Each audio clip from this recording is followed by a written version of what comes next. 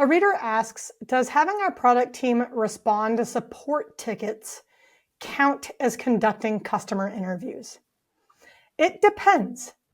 When your product team is responding to support tickets, if they're just simply answering the customer's question or helping them complete whatever it was they were trying to do, that does not count as a customer interview. It does help us learn a little bit about our customers, but we usually were missing a lot of context. Now, if your product team is using the support ticket to start a conversation and they're getting on the phone with the customer and they're asking them tell me about a time when type of question, and the time is the time the support ticket is about.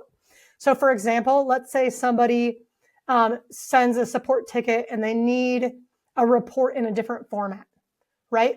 And if your product team just responds and says, here's how you can do the report in that format, that is not a customer interview. But if instead your product team gets on the phone and says, tell me how you're trying to use this report, right? What's the context? How are you using it? Who are you showing it to? What data are you trying to get to? Why is that data important to you?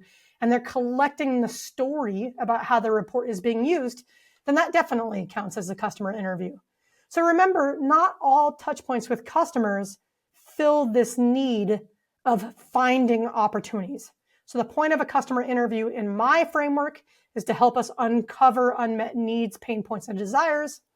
We're doing that by collecting customer stories.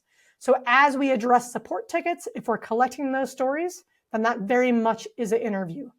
If we're just sending back a report and maybe we learned that people can't find that report, that's probably not enough to be considered an interview. And the reason for this, it's not about being pedantic or dogmatic about what an interview is. It's that oftentimes we can't adequately address an opportunity unless we understand the context in which that opportunity occurred. And that's where getting on the phone and hearing the story and collecting that context is so important. I'm curious, for those of you on product teams that have handled support tickets, are you digging in and collecting stories? Let me know in the comments below.